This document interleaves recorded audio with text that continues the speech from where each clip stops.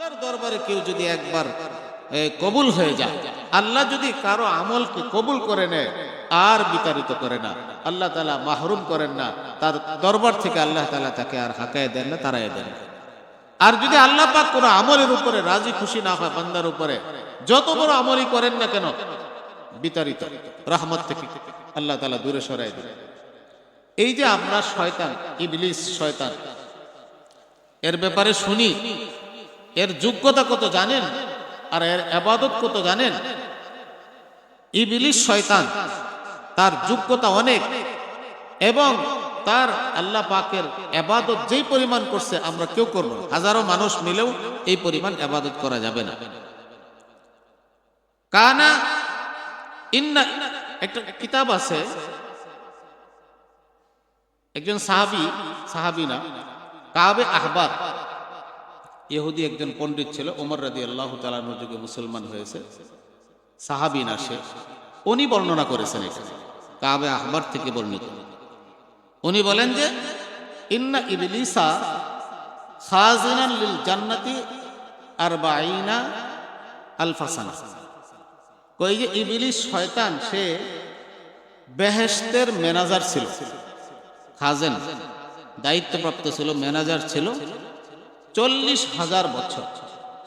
পুরা বেহেশতের ভিতরে যা কিছু চলতো তার তত্ত্বাবধানে চলত। আল্লাহ পাক তাকে এত যোগ্যতা দিচ্ছেন যে বেহেশতের ম্যানেজার ছিল সে। আর ওমাল মালাইকাতি 80 আলফা সানা, আর আল্লাহ পাকের নেককারদের ফেরেশতাদের সাথে সে 80,000 বছর ছিল। ফেরেশতাদের গুনাহ নাই, নেকি আর নেকি, এমন নেককার ফেরেশতাদের সাথে তার বসবাস ছিল কত? 80,000 বছর। আর কি সাইয়্যিদুল কাররাবিয়িনা 30 আলফা সানা।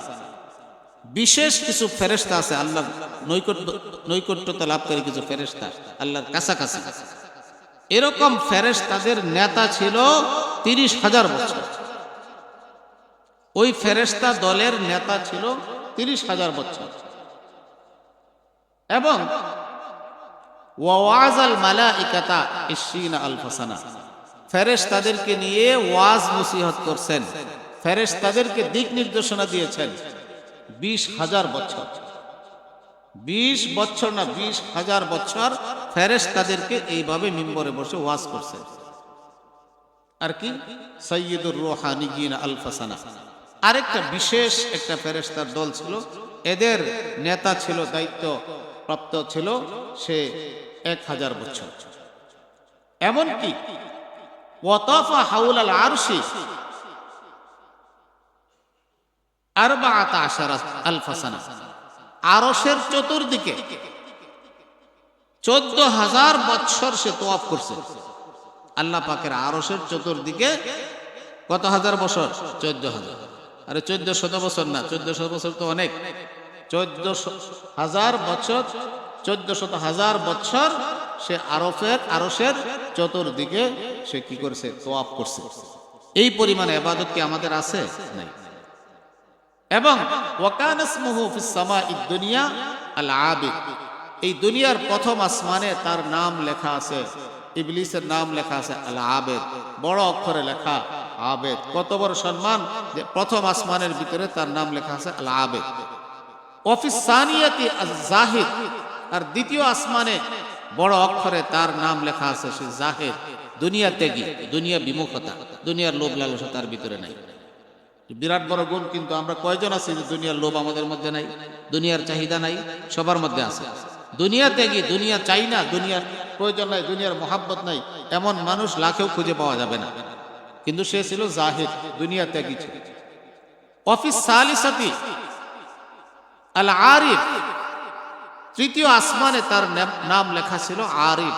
আরিফ মানে যে আল্লাহর পরিচয় লাভকারী, আল্লাহর মারেফাত, আল্লাহর পরিচয় যে পেয়েছে তাকে আরিফ বলা হয়।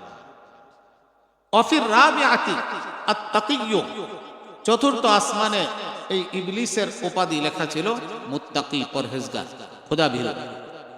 অল ফিল খামিসাতি, পঞ্চম আসমানে লেখা ছিল আল খাজিন, সে ম্যানেজার। দায়িত্বপ্রাপ্ত হিসাব রক্ষক, অফিস সাদিসা, আর ষষ্ঠ আসমানে লেখা ছিল আজাজিল। সে কি? আজাজিল। আজাজিল আল্লাহর বান্দা। এত উপাধি তার ছিল, কিন্তু সে এই যে ইবাদত বন্দেগী করেছে, এত উপাধি লাভ করেছে, আল্লাহ পাক তার উপরে সন্তুষ্ট ছিল না। সেই ইবাদতই করে গেছে, কিন্তু আল্লাহ পাকের সন্তুষ্টি তার অর্জন হয় নাই। আল্লাহ পাক তার উপর রাজি ছিল না। আল্লাহ পাক একবার ঊর্ধ্ব জগতে ঘোষণা দিয়েছেন, ফেরেশতাদের, লক্ষ লক্ষ ফেরেশতাদের মাঝে ইবলিসও ছিল সেখানে, যে তোমাদের মধ্যে একজন বিতাড়িত হবে, একজন আমার রহমত থেকে বঞ্চিত হবে, বিতাড়িত হয়ে যাবে। ফেরেশতাদের মধ্যে কাঁপুনি শুরু হয়ে গেছে, কাকে আল্লাহ তাআলা রহমত থেকে বঞ্চিত করবে? তার জন্য তো বিরাট বড় হালাকত, ধ্বংস। এখন এই ফেরেশতারা এসে ইবলিসের কাছে দোয়া চাইতো, যে আমার জন্য দোয়া করেন, আমি যেন এরকম মাহরুম না হয়ে যাই, আমি যেন বিতাড়িত না হই। এই ইবলিসের কাছ থেকে ফেরেশতারা দোয়া চাইতো, ইবলিস তাদের জন্য দোয়া করত। কিন্তু ইবলিস নির্ভীক ছিল, নির্ভয় ছিল। সে, তার অন্তরে ভয় ছিল না, আমি তো আসি, আমি তো ইবাদত বন্দেগী করতেছি। সে, তার কোনো ভয় ছিল না। আল্লাহ পাক নিজের জন্য সে আল্লাহ পাকের কাছে একবারও দোয়া করে নাই, যে আল্লাহ আমি যে ইবাদত বন্দেগী করতেছি, আপনি আর উপরে রাজি খুশি হয়ে যান। এটা ইবলিস বলে না। এই জন্য পরে কি হয়ে গেছে? মাহরুম হয়ে গেছে। আল্লাহ পাক তাকে বঞ্চিত করে দিয়েছে।